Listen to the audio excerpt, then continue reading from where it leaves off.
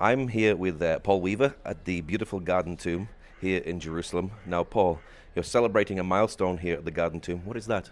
We're celebrating 125 years of ministry here in Jerusalem, which is quite remarkable.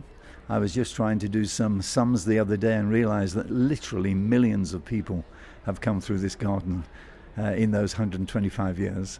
Wow. And of course, when people come to the garden here, every person receives the gospel of Jesus Christ.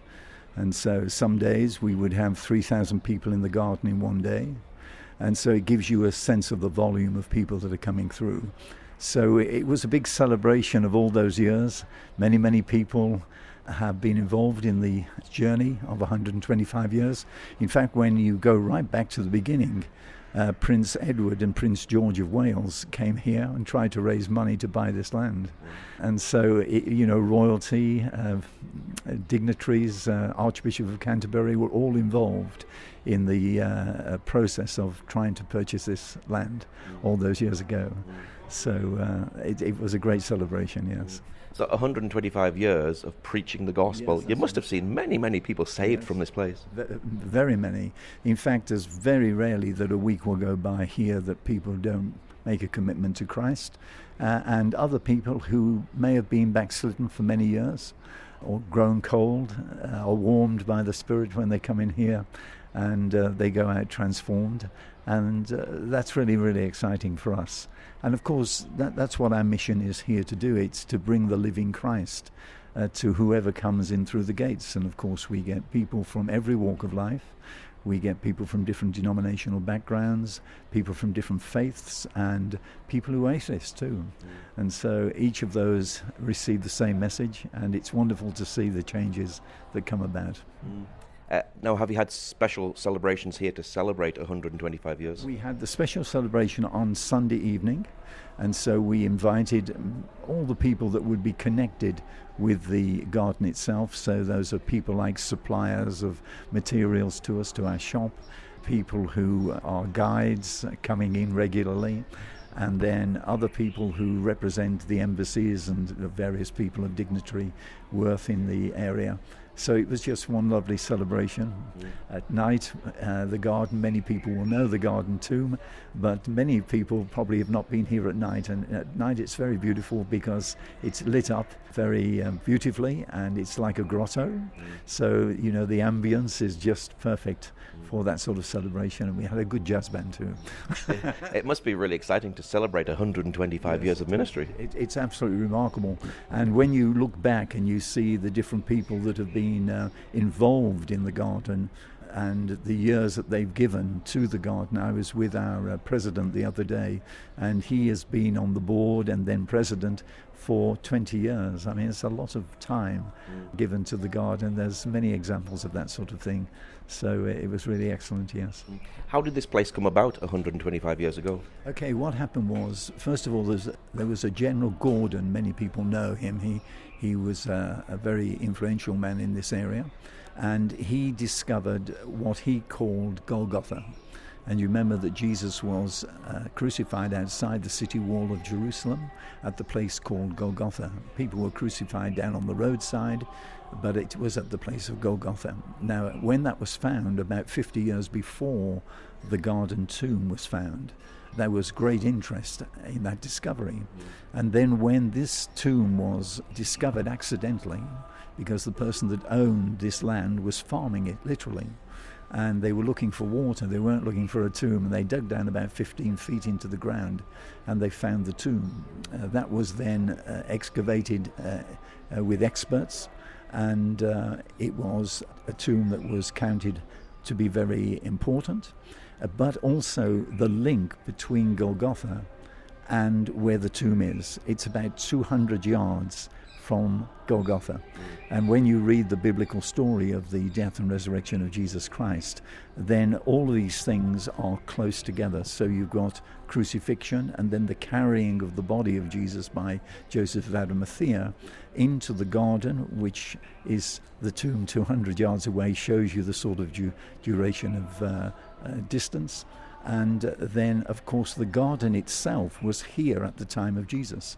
And so that has been dated as being so. So it was a vineyard. So you have the three elements that are involved in the death of Christ: the garden, Joseph of Arimathea, and his tomb, and then the shape of the tomb is also recorded in the Bible. Many people don't know that, but the Bible actually gives you the shape of the tomb, and this tomb here fits that perfectly.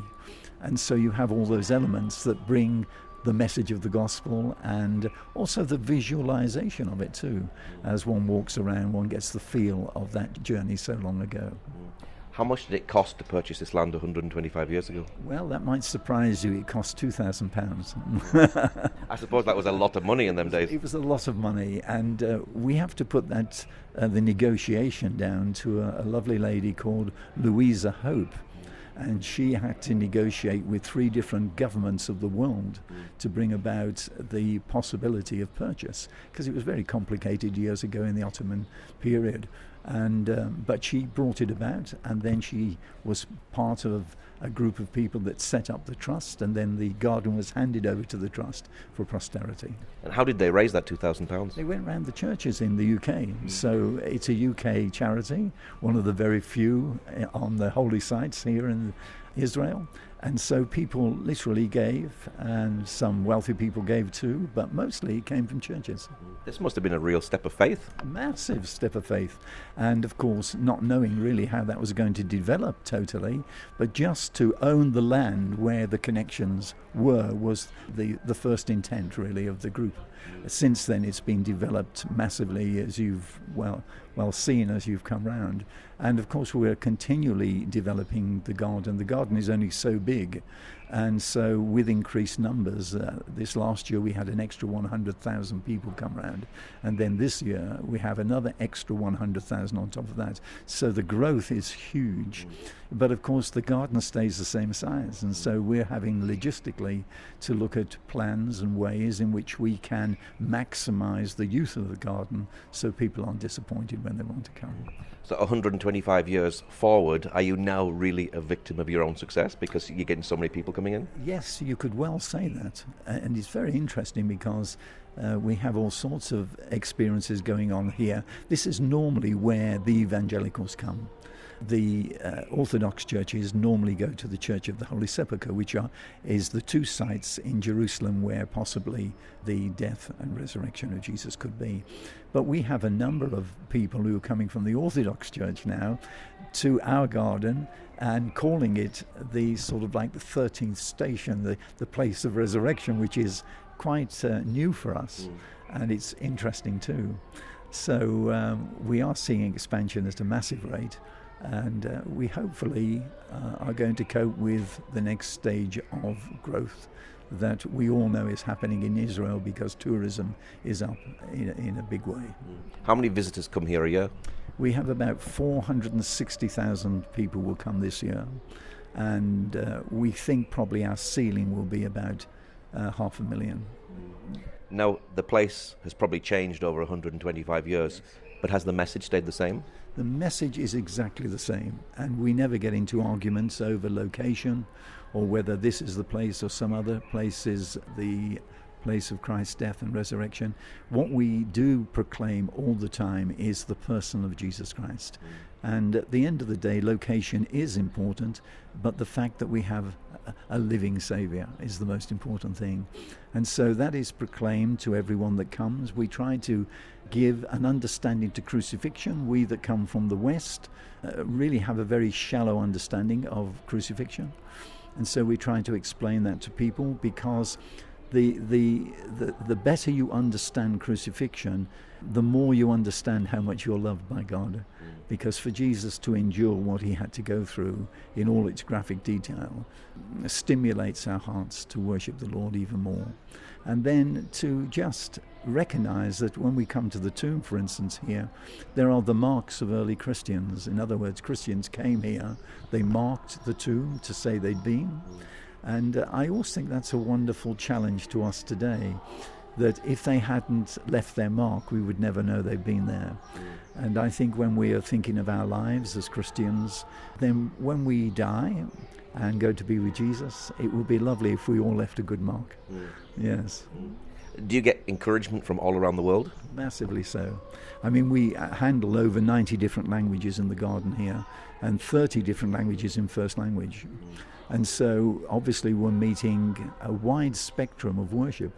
And so you can come here and hear in perhaps 10 different locations, 10 different expressions of worship and liturgy, which is quite interesting.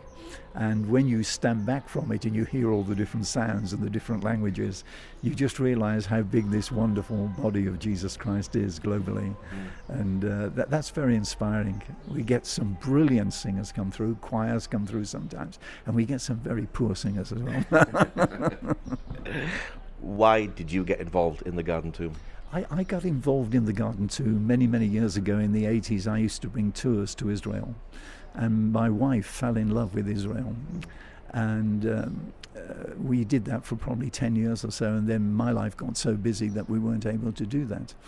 And I was the general superintendent of the Assemblies of God in Great Britain and Ireland. So that took me all over the world.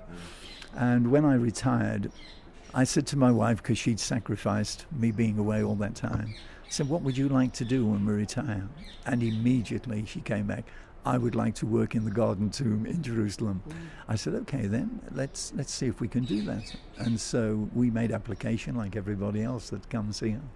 And they accepted us, and so we started as volunteers. And then we'd been here a few years, and then I went onto the board, and then finally I became the chairman of the board. And so that's where we are today. But it's my wife, you know, she's the one who keeps bringing me back. I mean, I love to come back to it. But it was her desire, and she loves this place. So she is a guide, she works in the shop, she does communion, she does all sorts of things here. Yes. And what's your prayer finally for the next 125 years? Oh, wonderful. Well, I think we've got a simple prayer, really. The prayer is that we might, by the grace of God, keep this garden open with an undiluted proclamation of the gospel of Jesus Christ until that day when the clouds separate and Jesus comes back. Okay, Paul, thank you very much. Such a joy talking to you this morning, and I hope that people who listen today might consider, when they come to Israel, coming to the Garden Tomb. That would be lovely.